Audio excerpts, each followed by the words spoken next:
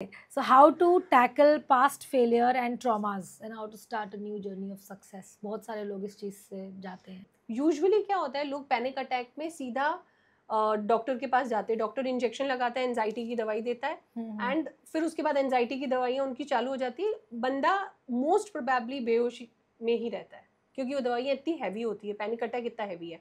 लेकिन हम काउंसलर्स या NLP कोचेस क्या करते हैं, हम रूट कॉज पे जाते हैं कि ये जो पैनिक अटैक है या ये प्रॉब्लम है ये आई कहाँ से है. क्या ऐसा पास्ट ट्रॉमा है, करंट प्रॉब्लम है, रूट कॉज क्या है. We find out the root cause के ऊपर वर्क करते हैं एंड विद इन 10 days आपको एब्सोल्युटली रिजल्ट्स मिलते हैं. मेरी क्लाइंट है जिनको बड़ी अजीब सी बीमारी है, वो खुद के हेयर स्नैच करती है, but when she is feeling bad, when she is in anxiety mode, वो खुद अपना एक एक बाल तोड़ती है एंड ये बीमारी है.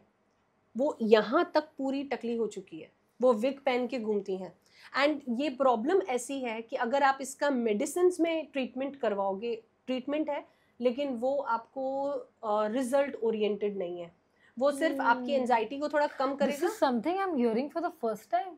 ये बहुत कम लोगों को, इतनी नॉर्मली ये फेमस नहीं है बीमारी. सो ये जो हेयर स्नैचिंग प्रॉब्लम है इसको ट्रिकोटिलोमेनिया कहा जाता है. सो इन जनरल लैंग्वेज में हम हेयर स्नैचिंग डिसऑर्डर कहते हैं इसे. इसमें क्या होता है, इंसान को जब एंजाइटी इश्यूज आते हैं तब वो अपने खुद के बाल, बॉडी के किसी भी जगह के, चाहे वो आईब्रोज हो, आई लैशेज हो या हेयर अपने हो, अपने बालों को वो ऐसे स्नैच करता है, उसे पता नहीं चलता है कि मैं अपने बाल स्नैच कर रहा हूँ. उसे बाद में रियलाइज होता है कि यहाँ बाल नहीं है, मैंने बाल कर दिया अपने आप को. और वो अपने आप को इतने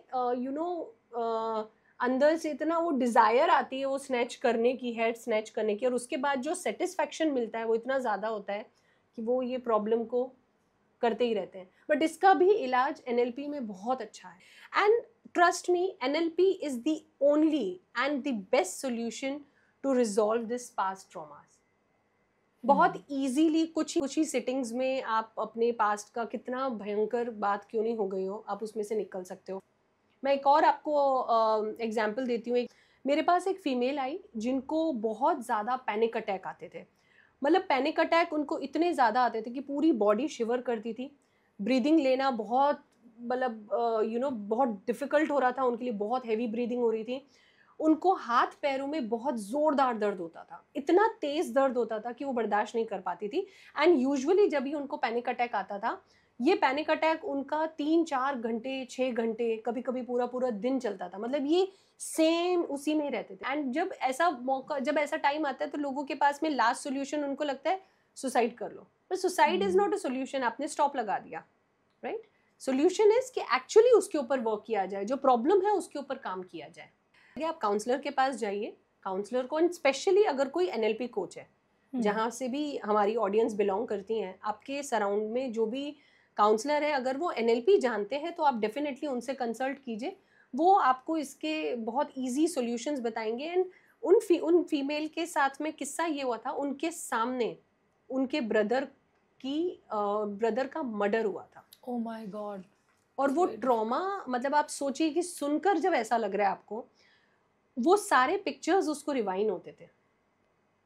ये ऐसा ट्रॉमा है.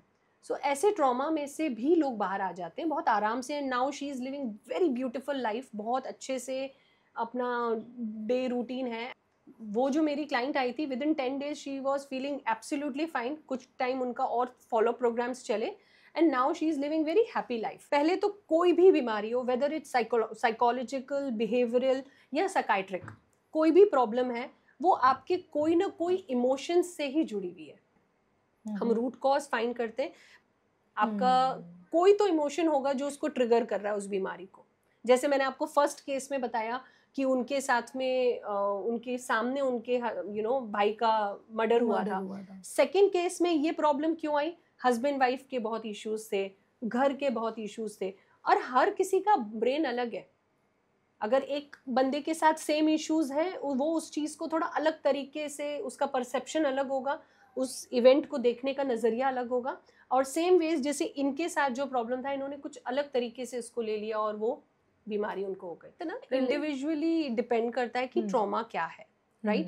अभी यहाँ पे मैं 2 चीज़ बोलूँगी। पहली चीज़ कि अगर ट्रॉमा वाक़ई बहुत बड़ा है, छोटा है, जो भी हम उसको परसेंटेज नहीं देते हैं, ये 1 टू 1 काउंसलिंग से ही रिज़ॉल्व होगा। ये इन जनरल मैं आपको कुछ टिप्स दूँगी, कुछ ट्रिक्स दूँगी that just that will help you to calm your brain. Hmm. न वो पास्ट ट्रॉमा को भूल नहीं पाओगे।